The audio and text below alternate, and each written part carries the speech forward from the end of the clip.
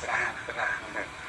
Dan Ya, terus saya sama lagi, apakah menjadi persyaratan beragama Islam yang baik harus membenci agama yang lain dan harus menjelek-jelekan agama lain? Saya kira enggak. itulah yang sering disalahpahami. Iya, mangga.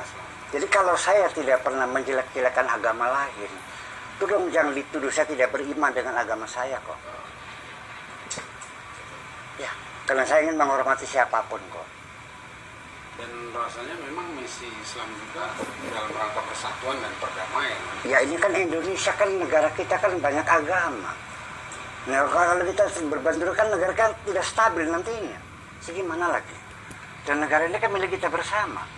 Bukan hanya milik umat Islam, tapi milik seluruh bangsa Indonesia yang terlahir di sini.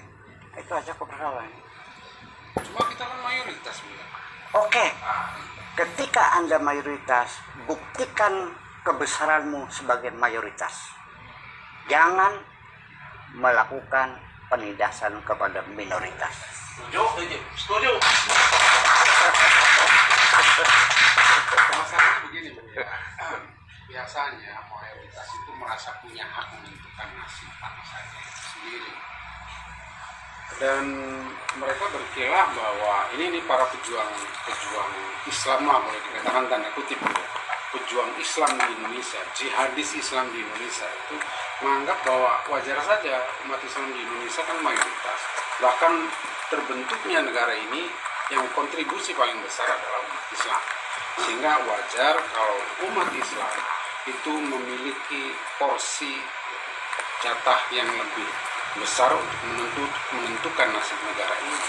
Cuman saya bertanya, Islam itu bertentangan dengan demokrasi? Bertentang atau tidak? Setelah reformasi, kita seluruh bangsa Indonesia mengawal demokrasi, meninggalkan zaman kendiktatoran Pak Harto, kan begitu bilangnya. Kita sepakat kita bangun demokrasi. Lalu ketika yang mayoritas mengatakan bahwa kita mayoritas, yang minoritas harus menghormati mayoritas, berarti tidak demokrasi dong. Yang namanya demokrasi itu tidak ada aturan minoritas harus mengikuti mayoritas. Karena dalam demokrasi mayoritas dan minoritas punya hak dan kewajiban yang sama. Ya, mungkin kita kembali kepada deskripsi takwa tadi sudah ada juga. Pertama adalah yu'minuna billah bil ghaibi wa yuqimuna sholata wa mimma razaqnahum walladzina yu'minuna bima unzila ilaika wa unzila min qablik wa bil akhirati hum yuqinun. Yang keenam ya. Yang kelima yaitu orang yang percaya kepada hari akhirat. Kita kejawantahkan yaitu orang yang punya program kerja yang panjang sampai hari kemudian. Jadi bukan hanya jangka pendek, menengah dan panjang. Jangka pendek, menengah, panjang dan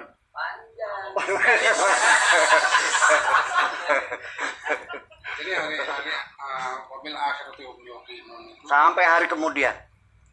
Ya itu batasan di dunia saja sampai akhir hayat. Iya dong, artinya kita program kita kan dulu kan punya jangka pendek, jangka menengah, jangka panjang. Kalau umat Islam harus programnya bukan jangka panjang sampai jangka hari kemudian. Bayangkan, keselamatan itu lahir batin dunia akhirat kan gitu.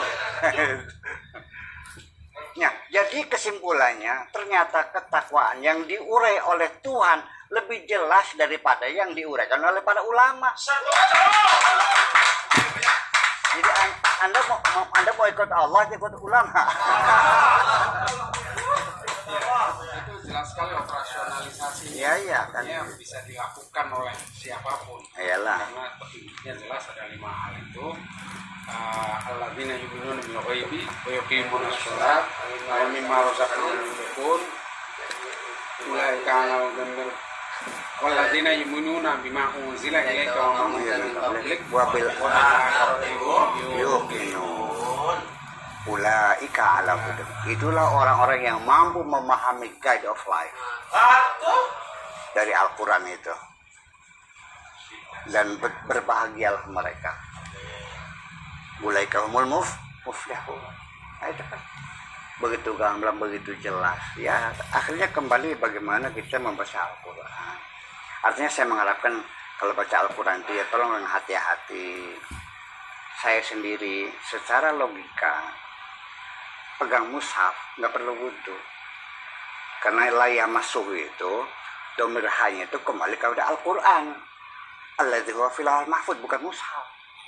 Tetapi karena untuk menghormati ini firman Tuhan, saya ketika baca pegang mushaf ya saya berwudhu kok, tapi tidak pakai dalil itu.